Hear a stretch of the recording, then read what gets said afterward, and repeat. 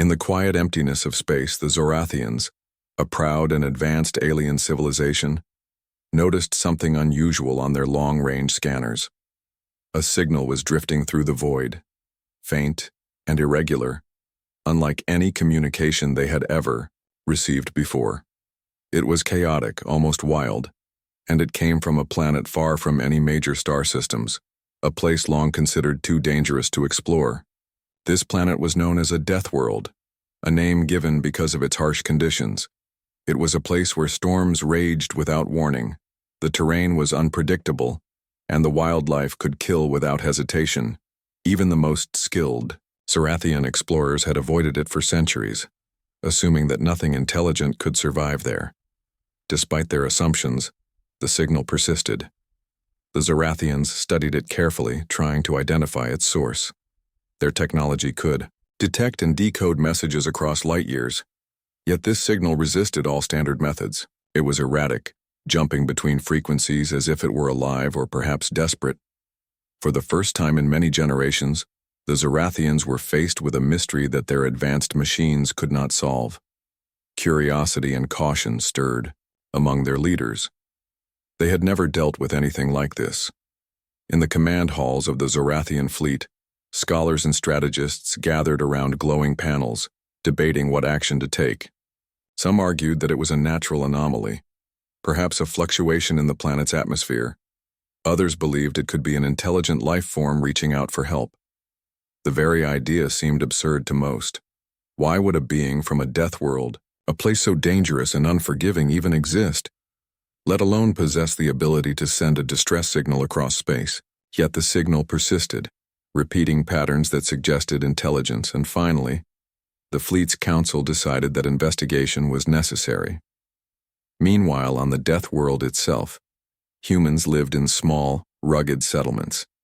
Their lives were shaped by constant challenges. The planet's weather could change in minutes, storms strong enough to rip apart shelters, and temperatures fluctuated wildly. Dangerous creatures prowled the land, some camouflaged perfectly, ready to attack anything that moved.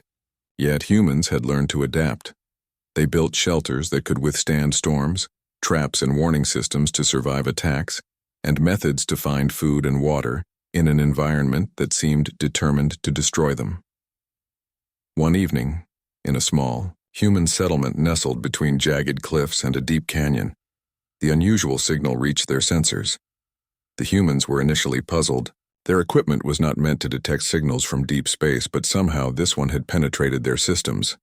It was unlike anything they had encountered, not the simple transmissions from satellites or probes, but something that carried a sense of urgency, a plea for help that even untrained ears could recognize. The humans gathered in the settlement's central hall to discuss the mysterious signal. Their leaders, scientists, and some of the bravest settlers debated the risks. Responding could be dangerous. The signal might be a trap or lead them into trouble they could not handle. Their planet was already dangerous enough without adding the unknown. Yet the humans were not inclined to ignore a call for help.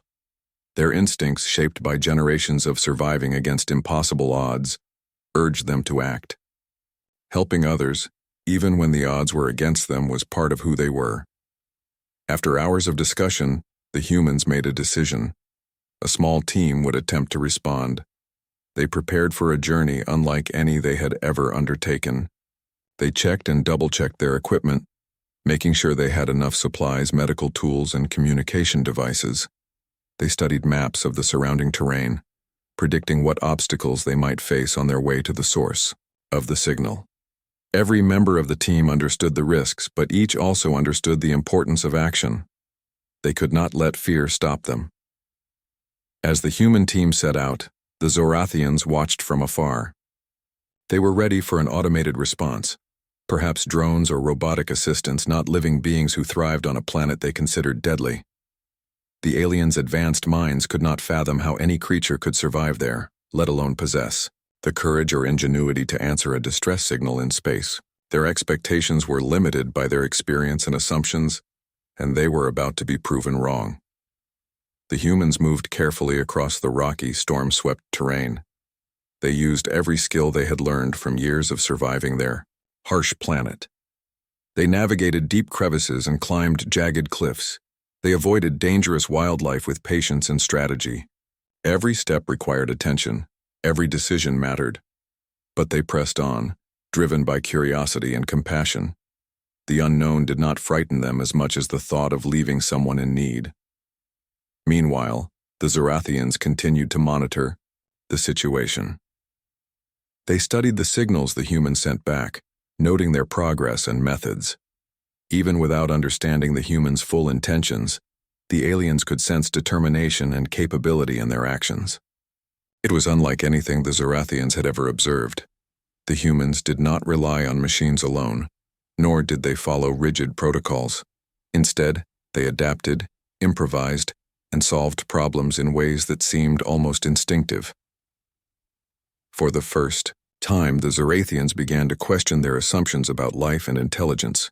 They had believed their technological superiority made them the most capable beings in the galaxy.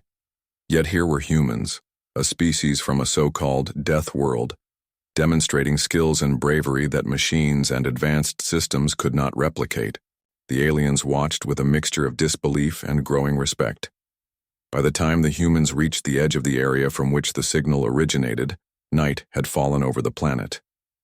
The sky was a canvas of stars, and the storm clouds from earlier in the day had dispersed, leaving an eerie quiet.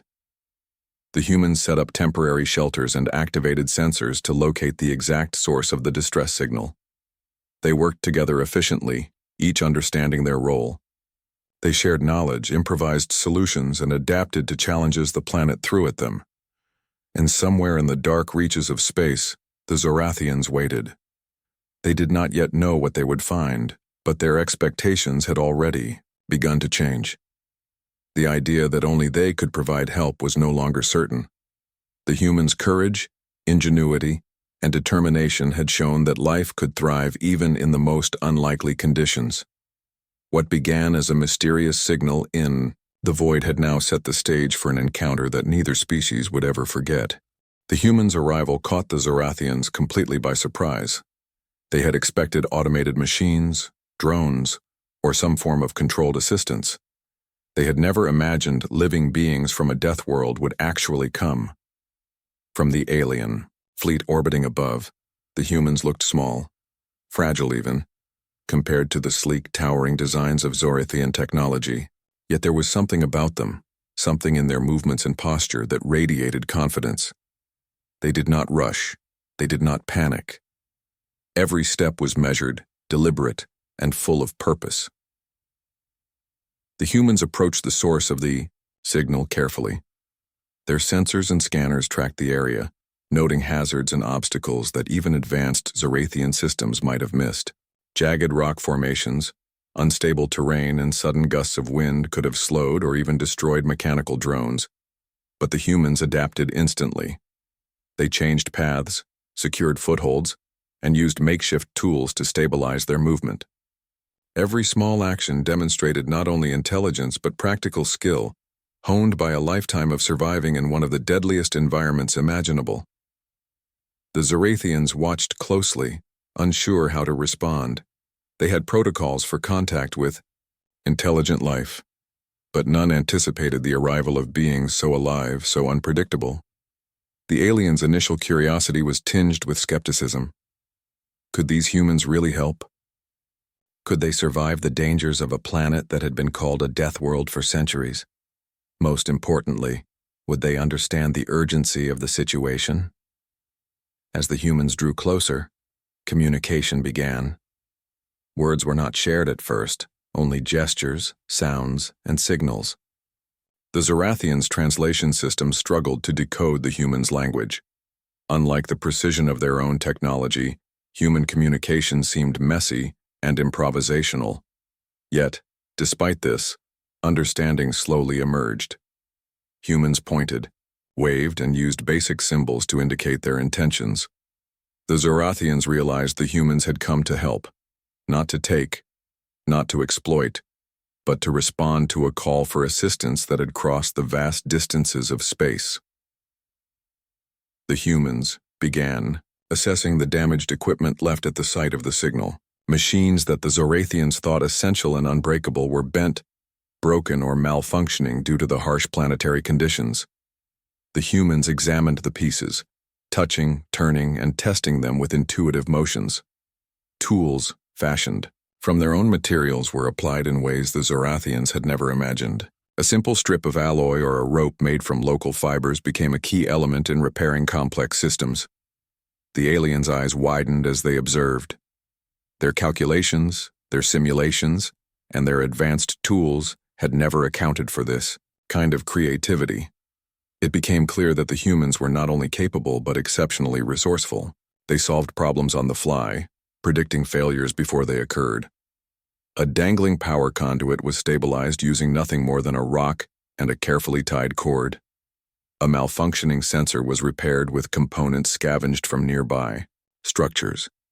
Each action was executed with calm precision, as if instinct and experience were guiding them more than instructions. For the first time, the Zorathians began to doubt their own superiority. Despite their advanced minds, the Zorathians realized that their technology alone was insufficient to deal with the unpredictable environment of the death world. Machines could calculate and predict, but they could not anticipate the subtle shifts in terrain, the hidden hazards, or the spontaneous behavior of creatures living on the planet. The humans, however, seemed to sense danger before it happened. Their instincts, honed by generations of surviving against impossible odds, allowed them to navigate situations that would have immobilized even the most sophisticated AI.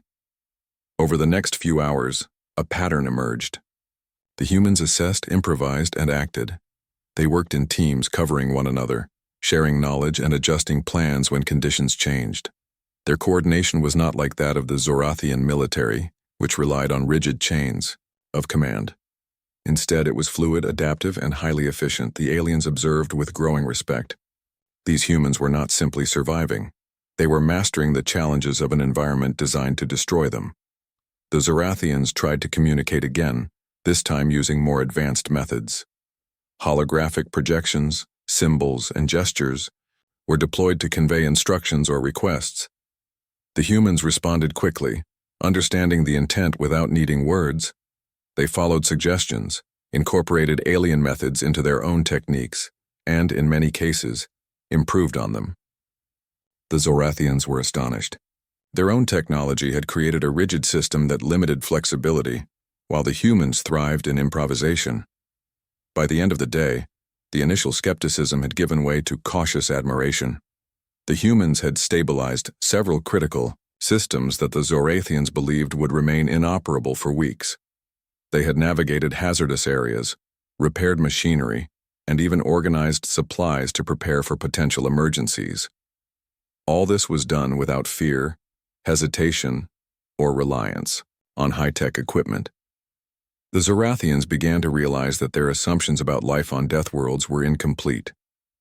Intelligence, ingenuity, and courage were not exclusive to technologically advanced civilizations.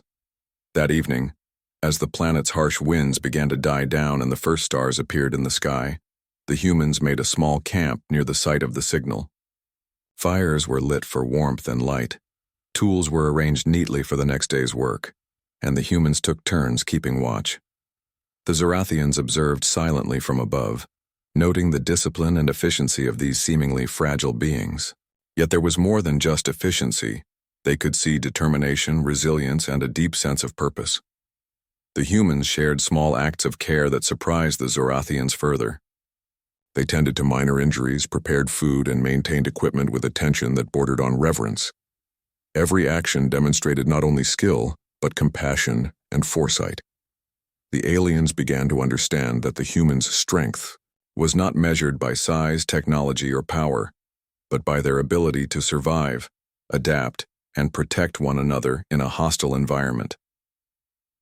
As night deepened, the Zorathians convened in their command hall, discussing the events of the day. What they had witnessed challenged centuries of assumptions. Life could thrive in ways their calculations had never predicted. Intelligence could express itself through action, courage, and creativity, as much as through machinery or strategic planning. And most of all, the Zorathians realized that help could come from the most unexpected places. In that quiet night, with two very different species observing each other across distance and language, a new understanding began to form. The humans had answered the distress signal in a way the Zorathians never imagined possible. They had brought skill, courage, and ingenuity, not because they had to, but because it was who they were. And though the full story of their encounter was only beginning, the foundation for trust and mutual respect had already been laid. As the humans and Zorathians spent more time together, the aliens began to notice something remarkable. The humans did not simply fix problems, they seemed to understand the environment in ways the Zorathians could not. While the aliens relied on technology, precise calculations, and structured plans, the humans had an instinctive connection with their surroundings. Every rock, every gust of wind, every shadow in the distance was noted, analyzed, and used to make decisions. The Zorathians began to realize that their superior technology, while powerful, was not always enough to navigate the chaotic and unpredictable conditions of the Deathworld. The humans taught the Zorathians lessons that could not be learned from manuals or simulations. They demonstrated how to use local materials creatively, how to set traps and warning systems for dangerous wildlife, and how to construct temporary shelters that could withstand the planet's violent storms. The Zorathians observed in awe as the humans adapted alien machinery to suit the rugged environment, improvising repairs with items they carried and even materials found in the wild. One human took a torn strip of fabric and carefully wrapped it around a cracked sensor, stabilizing it long enough for repairs. Another used stones and a piece of rope to anchor a delicate piece of equipment against strong winds. To the Zorathians, these actions seemed almost magical, yet they were simple demonstrations of human ingenuity. The humans also shared their ways of navigating difficult terrain. They moved with a combination of careful observation and instinct, using natural landmarks, the position of the sun, and even the subtle behavior of animals to determine the safest paths. The Zorathians, who had always depended on precise maps and sensors, struggled to keep up. Their advanced scanners were accurate, but they could not anticipate the sudden shifts in the planet's landscape, nor could they detect the hidden dangers humans seemed to sense instinctively. Slowly, the aliens began to follow the humans' lead, learning to move more cautiously, to anticipate hazards, and to adapt their strategies in real time. As the days passed, the Zorathians witnessed another side of human skill, their ability to work as a team. The humans divided tasks naturally, each person understanding their strengths and weaknesses. They communicated efficiently, using a mix of words, gestures, and shared experience, coordinating their actions with a fluidity that the Zorathians found impressive. When an unexpected storm hit, the humans quickly organized teams to secure equipment, protect the camp, and maintain their own safety.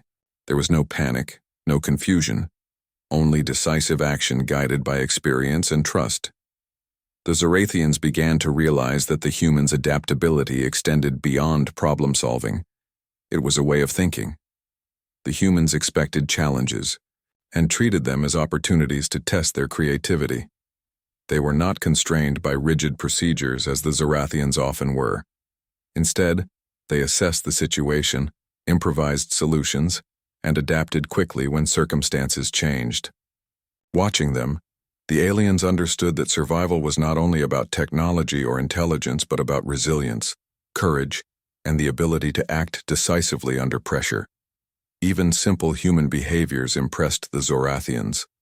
They saw humans, tending to each other with careful attention, sharing food and water, checking for injuries, and offering encouragement. The humans' sense of community and cooperation was as strong as their individual skill. When one person struggled with a heavy piece of equipment, others stepped in without hesitation. When someone fell or injured themselves, the group stopped to help. The Zorathians had always relied on structured systems, but these acts of spontaneous care and teamwork revealed a strength they had not considered, an emotional intelligence intertwined with practical skill. The humans also taught the Zorathians patience and observation. While the aliens were used to acting quickly and decisively based on calculations and data, the humans emphasized watching, waiting, and understanding the environment before taking action. They demonstrated how small changes in the wind, the soil, or the movement of creatures could indicate danger. By paying attention, they could avoid hazards that even the most advanced alien sensors might miss. The Zorathians learned to slow down, to look more closely, and to appreciate the subtle signs of life and danger on a planet that seemed impossible to navigate. One day, the humans faced a particularly difficult challenge. A piece of alien machinery had been damaged beyond what their tools could repair conventionally. The Zorathians assumed it was hopeless, yet the humans examined it carefully, using local materials and clever engineering to restore its function. They did not rely on instructions or pre-existing designs. They used observation, imagination, and experience. When the machinery finally worked again, the Zorathians were astonished. They had never seen such resourcefulness, and they began to understand that survival was not about following rules, but about adapting and finding solutions in the moment. Through these experiences, a new bond began to form between the two species. The Zorathians no longer viewed the humans as fragile or unsophisticated. They recognized them as equals in courage, skill, and ingenuity. Respect grew as the aliens observed the humans repeatedly succeed where technology alone would have failed. The humans in turn remained humble, focused on helping rather than showing superiority. Their actions spoke louder than words, and slowly the Zorathians began to shed their assumptions about life, intelligence, and strength. By the end of this period of shared work and learning, it became clear that the Zorathians had gained more than they had expected. They had been rescued from complacency and pride, reminded that true strength is not only measured in technology or intellect but also in adaptability, teamwork, and courage under pressure. The humans had not only solved immediate problems, they had transformed the Zorathians' understanding of what it meant to survive and thrive in a dangerous universe.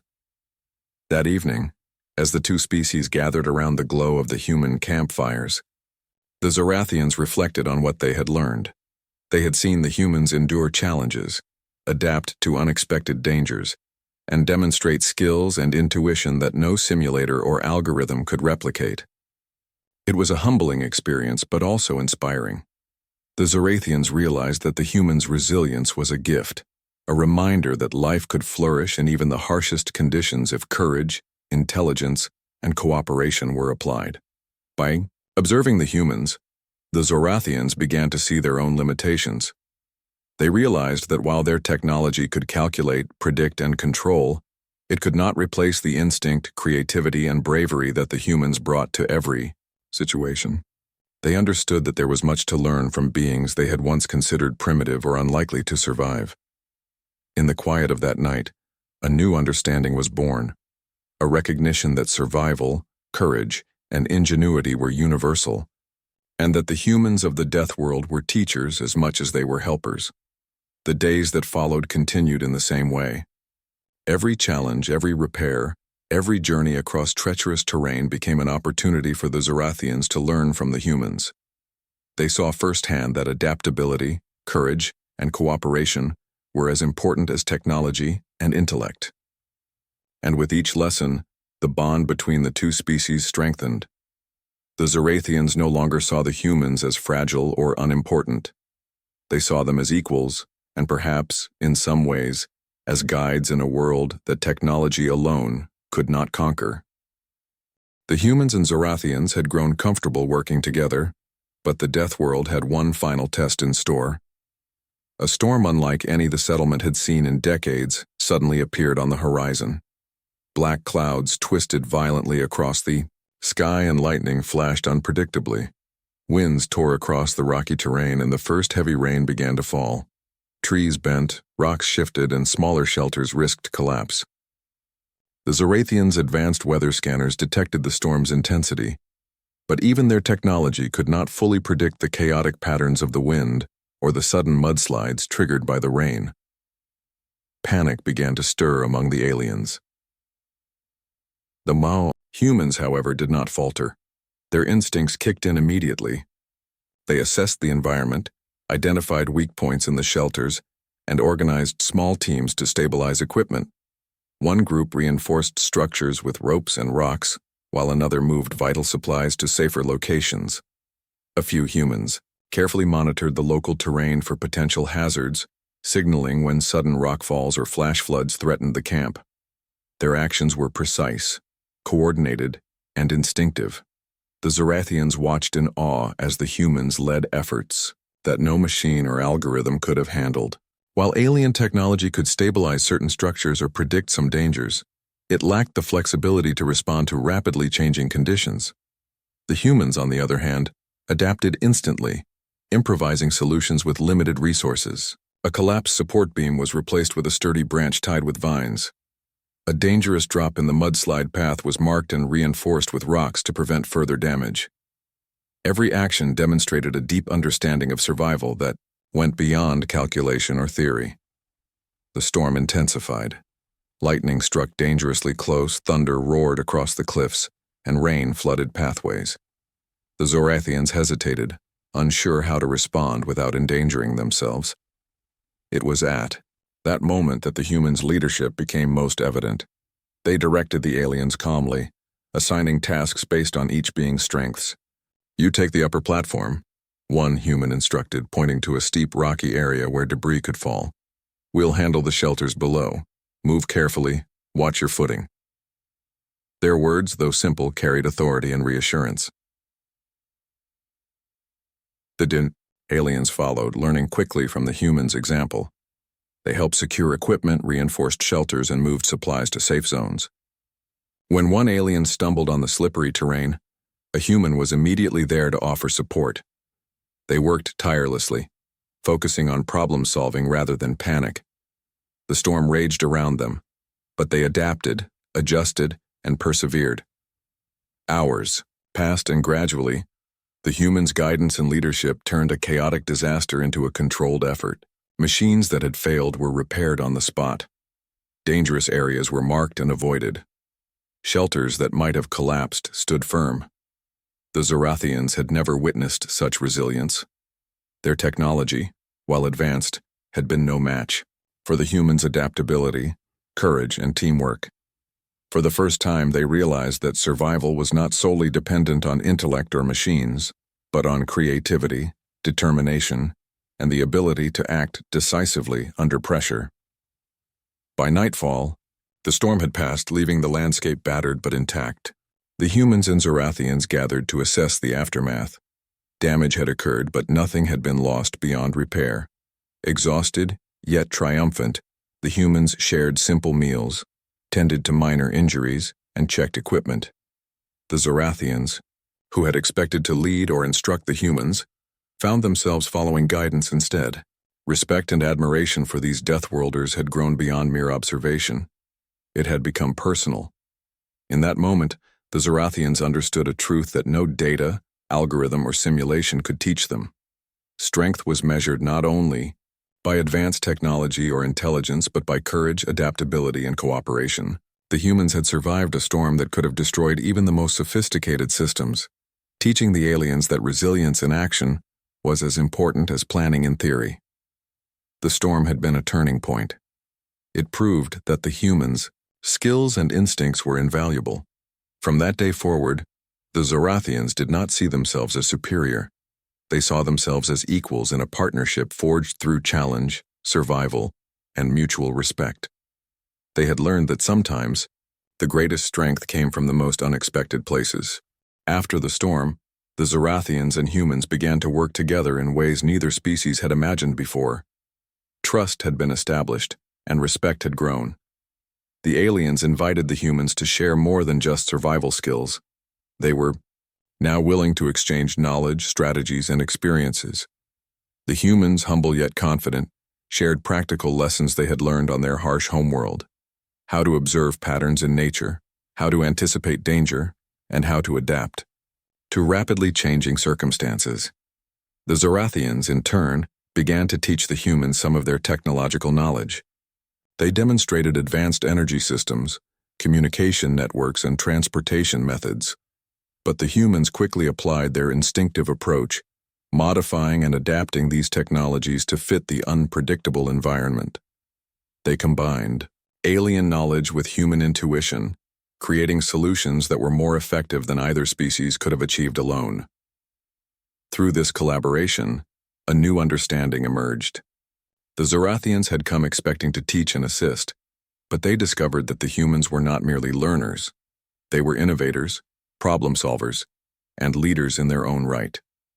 The humans' resilience, creativity, and courage became a model for the Zorathians, who began to reconsider their own approach to survival and exploration. They realized that life, regardless of the planet or species, thrived when adaptability and cooperation were valued above rigid rules and over-reliance on technology. As weeks passed, small acts of kindness and cooperation deepened the bond between the species. Humans tended to minor alien injuries, shared meals, and offered guidance on how to move safely across difficult terrain. The Zorathians provided shelter, equipment, and information about the broader galaxy. Each exchange strengthened their understanding of one another. They learned that trust, patience, and shared responsibility could overcome fear, prejudice, and uncertainty. The humans' influence even began to change the Zorathians' culture. Where once they valued calculations, protocols, and strict hierarchy, above all else they now saw the importance of flexibility, teamwork, and the courage to act in the face of uncertainty. They watched the humans adapt to impossible odds, improvise solutions, and remain calm under pressure. These qualities, they realized, were as valuable as any technology or knowledge they possessed. Eventually, the distress signal's true origin was discovered. A Zorathian research outpost, damaged by environmental instability, had triggered the call for help. The humans' arrival and assistance ensured that the outpost was fully restored. Systems were repaired, data recovered, and life-saving supplies secured. The Zorathians had survived, but more importantly, they had learned a profound lesson. Sometimes the most capable heroes are those who come from places others consider inhospitable or impossible. As the mission concluded, the Zorathians expressed their gratitude in ways words alone could not convey. They invited the humans to continue sharing knowledge, to participate in future explorations, and to consider themselves allies in the broader galaxy. The humans, proud but humble, accepted. They had come to help, not to conquer, and their actions had earned the respect and friendship of an entire civilization. In the quiet that followed, both species reflected on what had been achieved. The Zorathians had been humbled by the humans' courage and ingenuity. The humans had demonstrated that survival, resilience, and adaptability were powerful forces in their own right. What began as a simple distress call had grown into a partnership based on mutual respect, shared experience, and the recognition that true strength could emerge from the most unexpected sources. From that day forward, the Zorathians never underestimated Deathworlders again. They understood that life could thrive anywhere, and that intelligence and courage were not defined by technology or comfort, but by the ability to adapt, endure, and act with skill and compassion in the face of danger. Humans had answered the call not just with tools or knowledge, but with bravery, creativity, and an unwavering determination to help. In doing so, they had changed the Zorathians' view of the universe, and in the process had earned a place as equals, teachers, and heroes in a story that neither species would ever forget. The bond formed that day became a legend. Stories were told of the Deathworlders who answered a call no one expected them to, and of the proud Zorathians who learned humility, courage, and the true meaning of strength. And as the two species continued to work together across planets, systems, and stars, they carried forward the lesson that had been forged in storms, challenges, and collaboration: that courage, adaptability, and mutual respect could overcome even the greatest odds.